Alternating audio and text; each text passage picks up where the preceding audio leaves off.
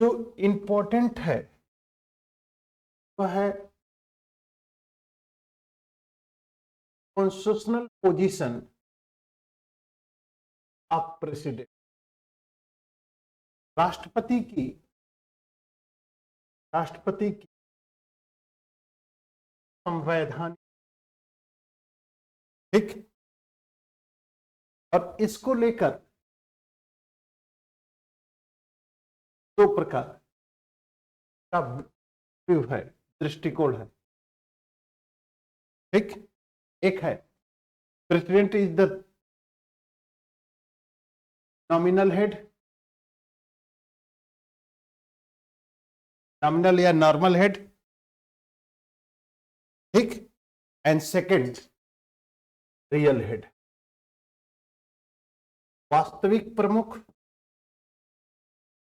और नाम मात्र का प्रमुख, वास्तविक प्रमुख और नाम मात्र का प्रमुख, ठीक।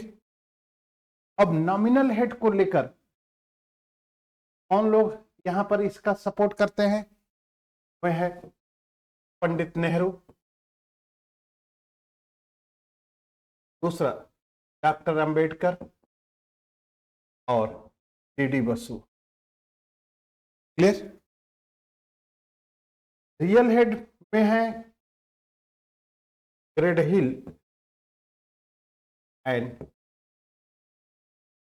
आर पांच, ठीक, बनाइए। Nominal head is equal to no use of real power. First type two types of executive in parliamentary system. First, nominal head and real enemies. Use of power, real head हो गया। तो जैसे कहा जाता है कि काउंसिल, प्रेसिडेंट जो कुछ भी करेगा वो काउंसिल की एडवाइस से करेगा। तो पावर का यूटिलाइजेशन कौन कर रहा है? जैसे मान लो सपोज मैं इसकी एडवाइस पर काम कर रहा हूं, हमारे पास सब कुछ है लेकिन मैं इनकी एडवाइस पर काम कर, तो हम सिर्फ एक नॉमिनल हेड है, हाँ, लेकिन use of power in that person, ठीक। तो यहां पर रियल जो है, अगर पार्लियामेंट्री सिस्टम में two types of executive in parliamentary system, first nominal head and second real head. अब रियल हेड को अगर पार्लियामेंट्री देखा जाए तो council of minister is equal to मंत्री परिषद, clear? And this head of council is equal to prime minister, real executive, ठीक। Nominal head that is the no real executive, इतना समझ लो, नो रियल एग्जीक्यूटिव। ये है president and governor, president and governor इधर nominal head है। ये इन लोगों का थॉट है, Pandit Nehru, Ambedkar and D Basu president को कहते हैं कि president is the head of state but no head of government, clear? यानी प्रेसिडेंट की जो पोजीशन है कॉन्स्टिट्यूशन में वो प्रेस्टिजियस पोजीशन है, like then crown of UK, यानी ब्रिटिश सम्राट के समान है, ठीक है।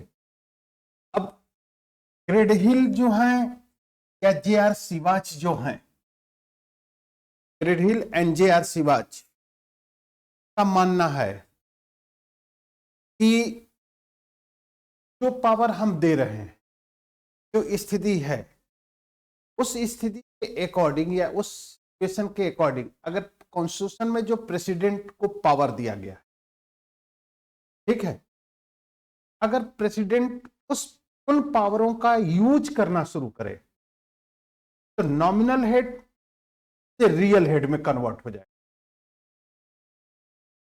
ठीक, अब एक क्वेश्चन है कि article 61 impeachment of president, article 61 impeachment of president, clear?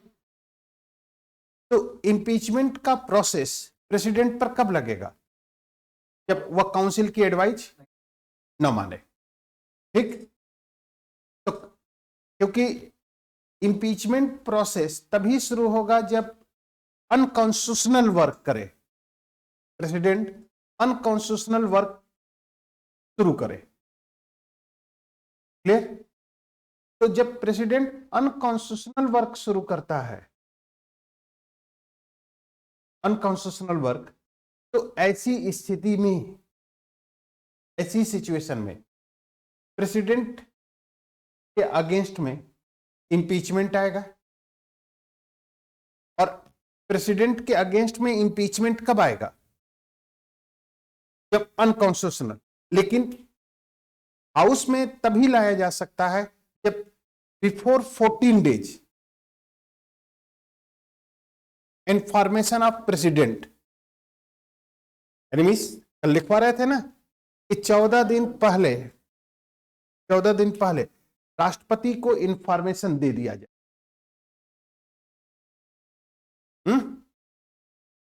हाँ, कि आपका ये वर्क अनकॉन्स्टिट्यूशनल वर्क है और अगर ये अनकॉन्स्टिट्यूशनल तो आपके अगेंस्ट में इंपीचमेंट प्रोसेस आ रहा है। क्लियर? यहां तक तो समझ में आ गया। अब प्रेसिडेंट 14 दिन तक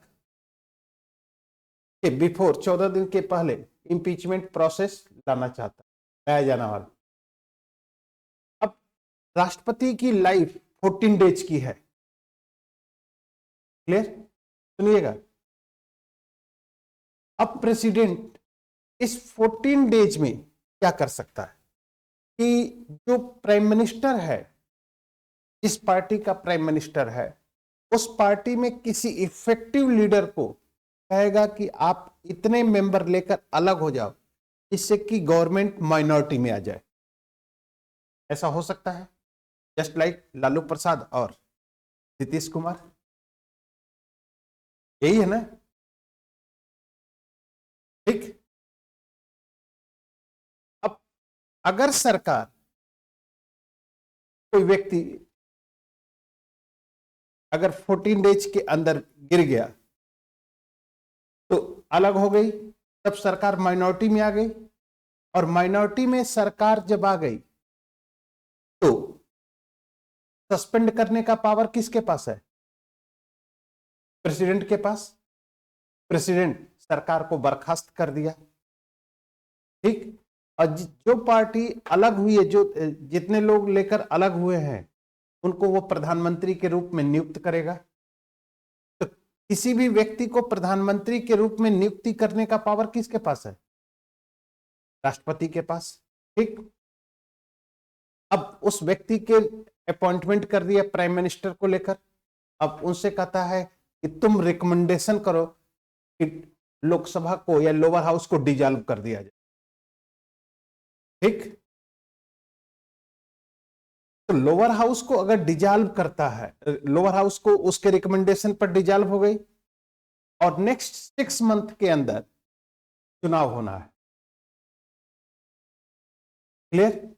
उस 6 मंथ में टॉप पॉलिटिकल पोस्ट पर अपने आदमियों को बैठाकर इलेक्शन करा देगा।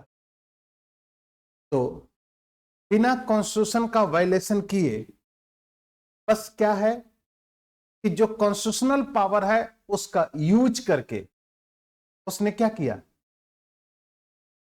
यूज करना शुरू किया। यानी जो कॉन्स्टिट्यूशन में जो पावर दिए गए हैं, उन पावरों का वह यूज करके प्रयोग करना शुरू किया। उन पावरों का वह प्रयोग करना क्या करता है, शुरू करता है। तो जब उन पावरों का प्रयोग करना वह शुरू करता है तो ऐसी स्थिति में प्रेसिडेंट की जो पोजीशन है, प्रेसिडेंट की जो स्थिति है, वह रियल हेड की हो जाएगी। But this theory is the hypothetical story. ये एक हाइपोथेटिकल स्टोरी है और ये स्टोरी ब्रिटिश विचारक क्रेडहिल देते हैं और कहते हैं कि अगर प्रेसिडेंट यानी प्राइम मिनिस्टर है, प्रेसिडेंट को जो कॉन्स्टिट्यूशनल पावर दिया गया है, ठीक, अगर उस कॉन्स्टिट्यूशनल पावर का यूटिलाइजेशन प्रेसिडेंट करता है तो नॉमिनल हेड के जगह पर वह रियल हेड बन जाएगा। ठीक, ये दोनों व्यू समझ में आ गया आप लोग को कि इन लोगों का विचार है कि president is the nominal head, यानी president is the head of state but no head of the government. Clear? But actual position क्या है प्रेसिडेंट की? ठीक, अब इसको अगर हम चलते हैं, इसको अगर एनालाइज करते हैं कि actual position of president in constitution, means कि कॉन्स्टिट्यूशनल पोजीशन ऑफ प्रेसिडेंट, तो इसके लिए थोड़ा सा हमें चलना पड़ेगा कॉन्स्टिट्यूएंट असेंबली को लेकर। मींस यहां पर कॉन्स्टिट्यूएंट असेंबली को लेकर, ठीक। अब अगर कॉन्स्टिट्यूएंट असेंबली, अगर व्यू को एनालाइज हम करें, कॉन्स्टिट्यूएंट असेंबली के व्यू को हम एनालाइज करते हैं, ठीक है, तो कॉन्स्टिट्यूएंट असेंबली के व्यू के अकॉर्डिंग,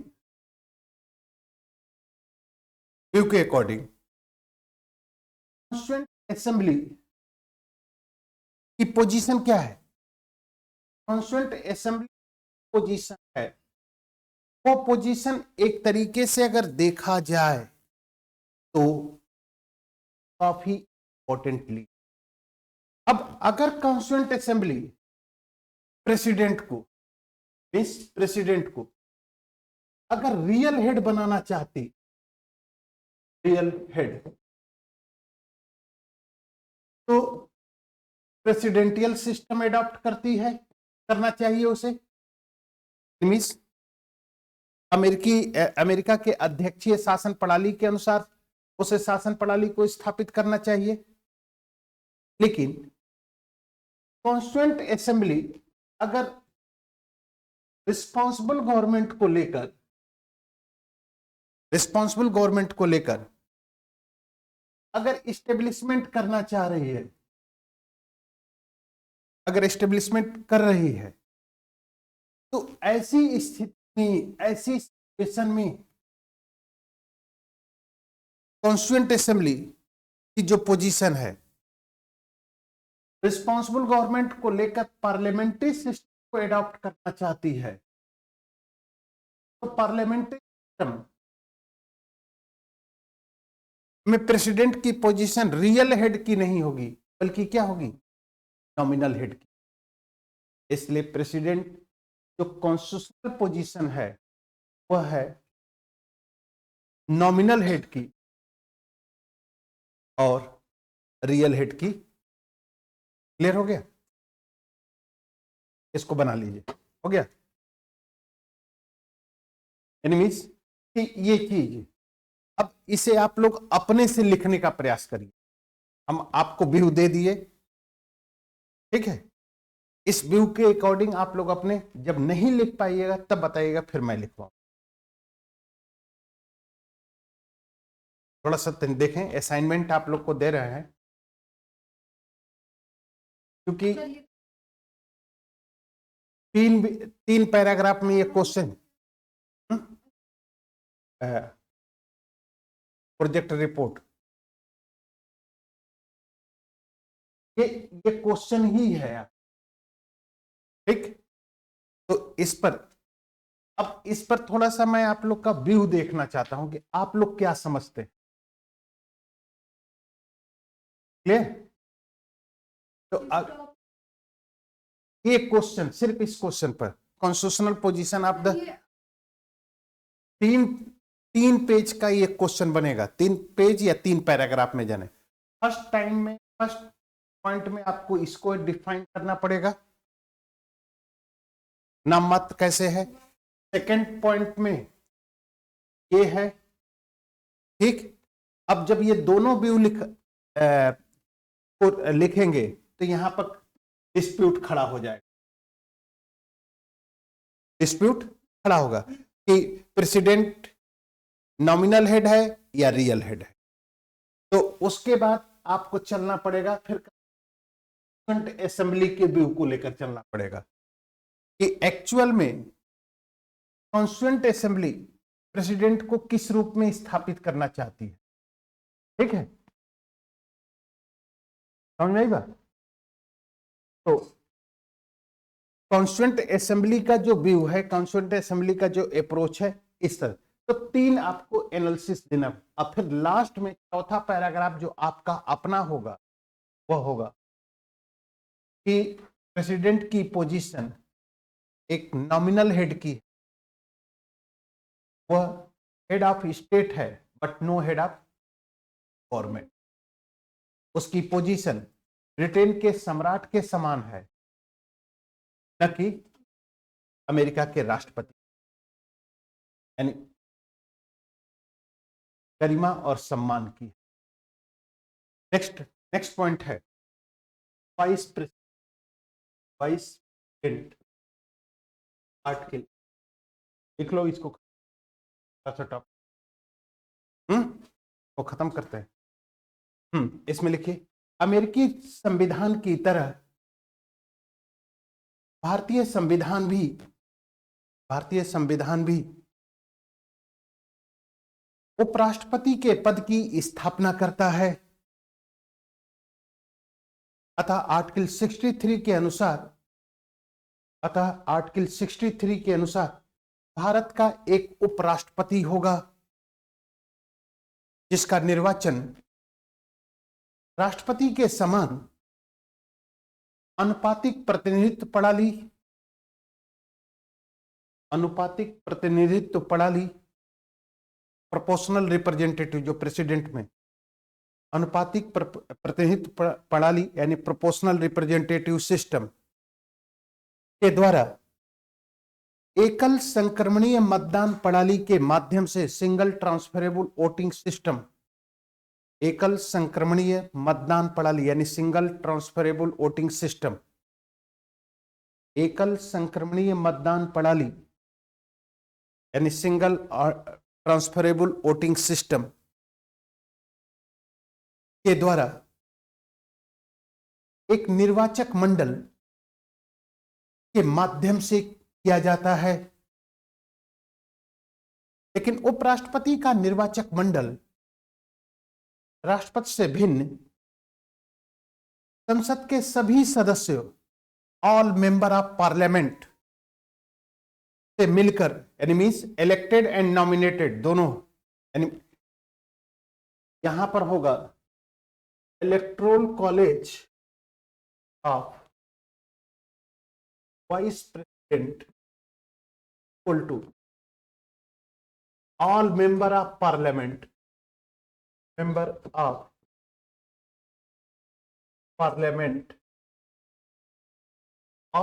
ऑफ पार्लियामेंट में equal to elected member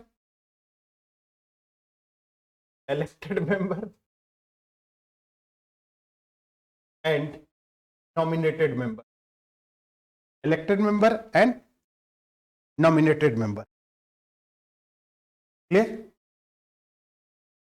elected member and nominated member यानी दोनों। अब elected member के जैसे 250 में 48 elected member है प्लस 12 nominated member, क्लियर? ये अपर हाउस में है, ठीक। लोअर हाउस में 552, इसमें 550 इलेक्टेड है और 2 मेंबर नॉमिनेटेड है, बाई एंग्लो इंडियन कम्युनिटी से। अब इसे 10 के द्वारा समाप्त कर, 10 अमेंडमेंट। अब यहां पर जब समाप्त कर दिया गया एंग्लो इंडियन कम्युनिटी के लोगों को, तो इतने मेंबर इसमें सब लोग हैं, यानी ऑल मेंबर ऑफ पार्लियामेंट।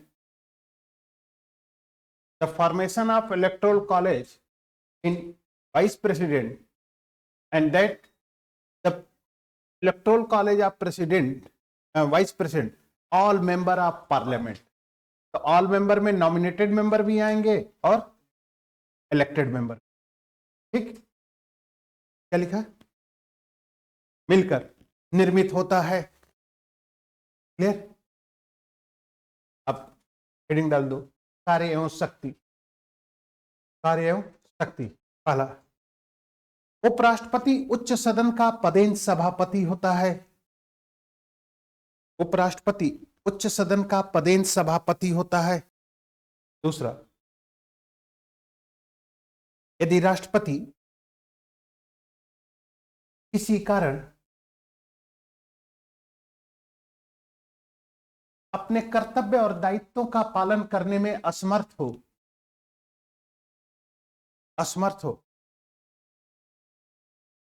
तो उपराष्ट्रपति वर्किंग प्रेसिडेंट यानी कार्यवाहक प्रेसिडेंट, वर्किंग प्रेसिडेंट यानी कार्यवाहक प्रेसिडेंट के रूप में कार्य कर सकता है। नेक्स्ट पॉइंट,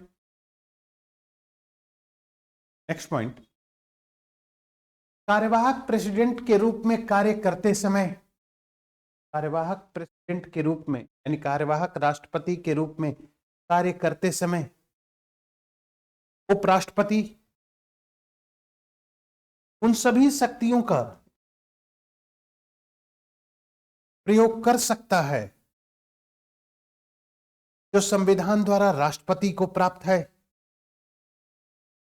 है, लेकिन वह उच्च सदन के सभापति के रूप में कार्य नहीं कर सकता।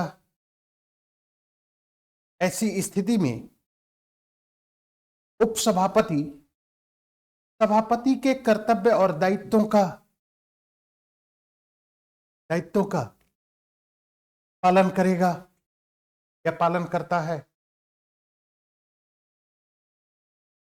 ठीक, और लास्ट पॉइंट है आर्टिकल 71। आर्टिकल 71 राष्ट्रपति और उपराष्ट्रपति के निर्वाचन संबंधी विवादों का समाधान, निर्वाचन संबंधी विवादों का समाधान। ठीक, इसमें लिखे राष्ट्रपति और उपराष्ट्रपति को लेकर, राष्ट्रपति और उपराष्ट्रपति के निर्वाचन को लेकर यदि कोई विवाद खड़ा होता है तो इस विवाद के समाधान करने की शक्ति संविधान उच्चतम न्यायालय को देता है और इस संबंध में उच्चतम न्यायालय का निर्णय अंतिम माना जाएगा। लेकिन निर्वाचन पर प्रश्न खड़ा करने का अधिकार निर्वाचक मंडल के सदस्य और प्रत्याशी को होगा।